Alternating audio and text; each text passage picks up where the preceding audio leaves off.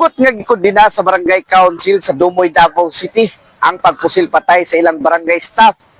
Alas 6:48 takdas kagabion, Agosto 4, 2026, at tumbangan mismo sa Barangay Hall.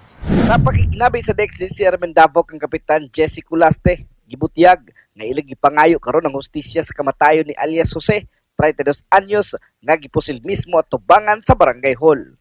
Dugang sa kapitan nga blanco sila karon sa motibo sa krimen, ilabi na nga walay daotang record ug maayong tawo ang biktima. Dugang pa nga wala sila nasayran nga problema sa biktima gawas sa kwarta apan nagtuo siya nga dili kini rason aron kutluon sa mga sospek ang iyang kinabuhi. Para po sa utang lang, di mo siguro nga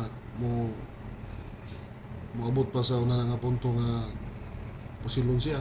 Muna nga kami tanan na-surprise gud mi sa naning pangitabo. Kasama mo sa Balitang Serbisyo Publiko, Radyo Man, Bien na Badastatak, Armen.